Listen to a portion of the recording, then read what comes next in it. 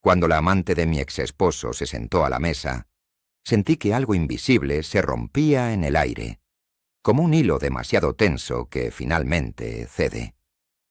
No fue un sonido, ni un gesto exagerado. Fue una sensación profunda, incómoda, que me recorrió el cuerpo desde el estómago hasta la garganta. La mesa estaba servida con el mismo mantel de siempre, ese que Carmen sacaba solo en ocasiones especiales, bordado a mano, con pequeñas flores casi desvanecidas por los años. Todo parecía normal, demasiado normal, y quizás por eso resultaba tan cruel. Yo había llegado unos minutos antes, como solía hacerlo cuando todavía era parte de esa familia. Carmen me recibió con un abrazo cálido, sincero, de esos que no se dan por compromiso. Me dijo que me veía bien, que el tiempo me había sentado bien, y yo sonreí sin saber qué responder. No imaginaba que esa tranquilidad se rompería en cuanto la puerta volvió a abrirse. Primero entró mi exesposo, con esa postura encorvada que adoptó desde el divorcio, como si cargar con sus decisiones le pesara en la espalda. Detrás de él apareció Lucía. Ella se detuvo un segundo, apenas perceptible, como evaluando la escena antes de entrar del todo. Llevaba un vestido claro, sencillo pero elegido con cuidado, y el cabello perfectamente peinado. Su sonrisa era educada, casi amable, pero había algo en sus ojos que no lograba ocultar cierta tensión. Carmen la saludó con cortesía, sin excesos, y luego indicó los lugares en la mesa. Fue entonces cuando Lucía se sentó frente a mí, justo frente a mí, como si el azar hubiera decidido burlarse de las dos. Durante unos segundos nadie habló. Solo se escuchaba el leve tintinear de los cubiertos y el reloj antiguo marcando el paso del tiempo con una paciencia insoportable. Yo sentía las manos frías sobre el regazo y me obligaba a respirar despacio, recordándome que ya no tenía derecho a reclamar nada, que ese capítulo, al menos en teoría, estaba cerrado. Aún así, el simple hecho de verla allí, ocupando un espacio que alguna vez fue mío, despertaba recuerdos que creía enterrados. La conversación empezó de manera torpe. Carmen preguntó si el viaje había sido largo, si el tráfico estaba tan pesado como siempre. Mi ex respondió con frases cortas, evitando mirarme. Lucía asentía, añadía algún comentario irrelevante, como si quisiera demostrar que pertenecía a ese lugar. Yo hablaba poco, lo justo para no parecer descortés. Cada palabra me costaba un esfuerzo enorme, como si tuviera que pasar por un filtro invisible antes de salir. Observaba los detalles para no pensar en lo evidente. La forma en que mi ex tomaba el vaso, el anillo que ya no llevaba, el modo en que Lucía inclinaba ligeramente la cabeza al hablar, buscando aprobación. Carmen, en cambio, permanecía atenta, con esa mirada serena que siempre tuvo, como si estuviera leyendo algo más allá de lo que ocurría en la superficie. A ratos me miraba a mí, a ratos a ellos, sin intervenir demasiado. Mientras servían la comida, recordé otras cenas en esa misma mesa. Risas, conversaciones largas, planes que nunca se cumplieron. Me pregunté en qué momento todo se había torcido tanto. Lucía hablaba ahora de su trabajo, de proyectos nuevos, y yo asentía con una sonrisa que no me pertenecía. No sentía odio, al menos no como lo había imaginado alguna vez. Lo que sentía era una especie de tristeza seca, cansada, una aceptación forzada de una realidad que no había elegido. A pesar de todo, había algo más flotando en el ambiente, una expectativa silenciosa. Carmen no era una mujer de palabras vacías. Sabía que, si nos había reunido allí, no era solo por nostalgia o por educación. Yo no sabía qué esperaba que ocurriera, pero intuía que aquella cena no sería una más. Mientras levantaba la vista y me encontraba con la mirada de Lucía, Comprendí que esa mesa no solo sostenía platos y copas, sino también verdades que tarde o temprano tendrían que salir a la luz. El comentario de Lucía cayó sobre la mesa con una suavidad engañosa, como una pluma que esconde el peso de una piedra. Habló de lo felices que eran ahora, de cómo la vida a veces tiene caminos extraños pero necesarios, y de que todo sucede por una razón. Su voz era tranquila, casi dulce, pero cada palabra parecía cuidadosamente elegida, no para compartir, sino para marcar territorio. Yo sentí que mi espalda se tensaba y que algo dentro de mí se preparaba para un impacto que no sabía cómo evitar. Mi exesposo levantó la vista por primera vez desde que nos habíamos sentado. Sus ojos se movieron de Lucía hacia mí, inseguros, expectantes. Era como si buscara una reacción que confirmara que todavía tenía algún poder sobre mis emociones. Tal vez esperaba un reproche, una lágrima, o incluso una explosión contenida durante años. Yo abrí la boca para responder. No sabía bien qué iba a decir. Solo sentía la necesidad de defenderme de una felicidad ajena que se me imponía sin piedad. Antes de que pudiera articular una sola palabra, Carmen dejó los cubiertos sobre el plato. El sonido fue seco, breve, pero suficiente para cortar la tensión como un cuchillo afilado. No levantó la voz ni hizo un gesto exagerado. Simplemente se enderezó en su silla y miró a Lucía con una atención que nunca antes le había dedicado. En ese instante, el ambiente cambió. Ya no era una cena incómoda, sino un momento decisivo. «Es cierto que todo pasa por algo», dijo Carmen con calma, repitiendo casi las mismas palabras que Lucía había pronunciado segundos antes. Su tono no tenía ironía, pero tampoco calidez. Luego giró lentamente la cabeza hacia mí y sentí ese movimiento como un acto de protección silenciosa. Algunas personas llegan a nuestra vida para enseñarnos quiénes somos, continuó, y otras llegan para mostrarnos quienes nunca deberíamos ser. Cada sílaba cayó con precisión, sin prisa, dejando que el significado se asentara en la mesa. Lucía se quedó inmóvil.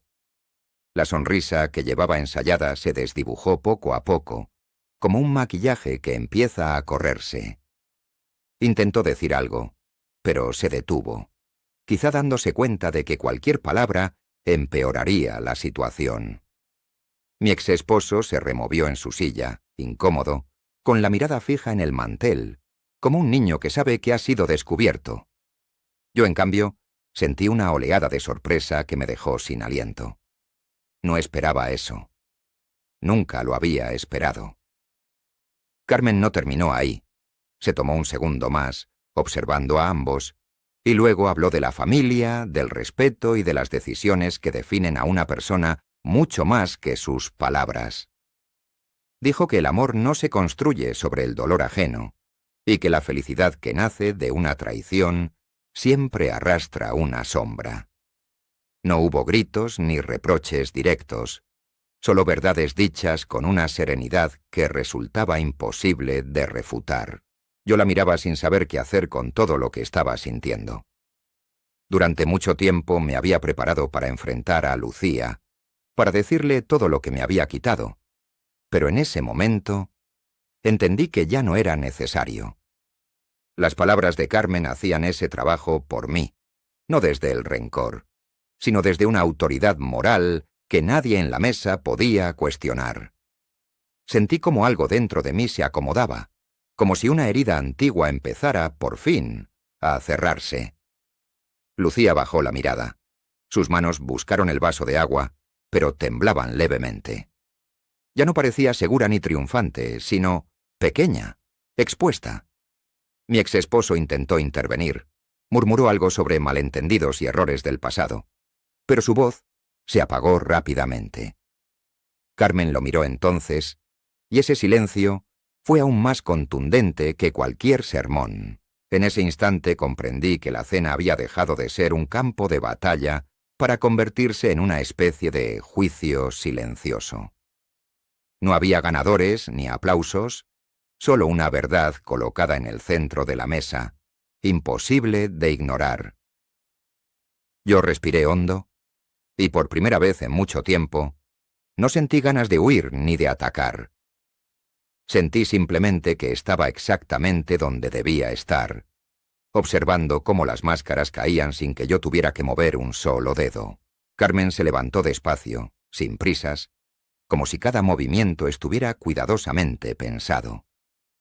La silla rozó suavemente el suelo, y ese sonido, tan simple, resonó en mi pecho con una fuerza inesperada. Caminó hacia la repisa del comedor, esa que siempre había estado llena de fotografías antiguas y pequeños recuerdos familiares, y tomó una caja de madera oscura que yo conocía bien. La había visto muchas veces, cerrada, casi siempre fuera de alcance, como si guardara algo más que simples objetos. Volvió a la mesa y la colocó frente a Lucía con un gesto firme pero sereno. Durante unos segundos nadie se atrevió a tocar la caja. Carmen apoyó las manos sobre ella y habló con una voz clara, sin temblor. Dijo que aquel contenido estaba destinado a la persona que supiera honrar a la familia, no con palabras bonitas, sino con actos. Abrió la tapa y dejó ver unas joyas antiguas, delicadas, cargadas de historia. Yo recordé haberlas usado una vez, en un aniversario lejano, cuando todavía creía que todo era para siempre. Lucía las miró con una mezcla de sorpresa y deseo, pero no extendió la mano. Entonces Carmen retiró lentamente la caja y la acercó hacia sí. Miró a su hijo, mi exesposo, con una expresión que nunca le había visto. No era ira, sino una profunda decepción. Le recordó que las decisiones tienen consecuencias que no se pueden borrar con el tiempo, y que el amor verdadero no se construye sobre la mentira ni el daño causado a otros. No lo acusó directamente, pero cada palabra llevaba su nombre implícito. Él bajó la cabeza, incapaz de sostenerle la mirada, como si por primera vez entendiera el peso real de lo que había hecho. Lucía intentó hablar, explicar, justificarse. Dijo que nadie planea enamorarse, que las cosas simplemente suceden. Carmen la escuchó en silencio, sin interrumpirla, y cuando terminó, negó suavemente con la cabeza. Le respondió que todos somos responsables de lo que elegimos hacer con lo que sentimos, y que el amor no exime a nadie de la ética ni del respeto. No hubo humillación abierta, pero tampoco concesiones. La caja permaneció cerrada, lejos de Lucía. Yo observaba la escena con una calma que me sorprendía. No sentía la necesidad de intervenir ni de añadir nada. Todo lo que durante años había imaginado decir se volvió innecesario. Carmen había puesto límites donde yo no había podido, y lo hacía no solo por mí, sino por ella misma, por la idea de familia que siempre había defendido. En ese momento comprendí que su apoyo no era un gesto impulsivo, sino una decisión consciente, firme, tomada con plena claridad. Me levanté despacio, sintiendo cómo la tensión abandonaba mis hombros. Agradecí a Carmen con una mirada que decía más que cualquier palabra. Ella me devolvió una leve sonrisa, cargada de complicidad y respeto. No miré a mi exesposo ni a Lucía. Ya no necesitaba hacerlo. Tomé mi abrigo y me despedí con educación, sin rencor, sin dramatismo. Mi voz sonó tranquila, segura, como si perteneciera a alguien que por fin había recuperado el control de su propia historia. Al salir de la casa, el aire frío de la noche me golpeó el rostro y respiré hondo. Sentí una ligereza que no había experimentado en mucho tiempo. Caminé unos pasos y me detuve un instante, mirando las luces lejanas de la calle. Comprendí que aquel encuentro no había sido una prueba para humillarme, sino un cierre necesario. La amante se había sentado a la mesa creyendo que ocupaba un lugar ganado, pero había sido la madre quien, con un gesto simple y poderoso, Había puesto cada cosa en su sitio. Seguí caminando, dejando atrás esa casa que durante años había sido parte de mi vida. No llevaba conmigo resentimiento, solo una certeza tranquila. Algunas heridas no se cierran con confrontaciones directas, sino con verdades dichas en el momento justo. Y esa noche, mientras me alejaba, supe que no había perdido nada.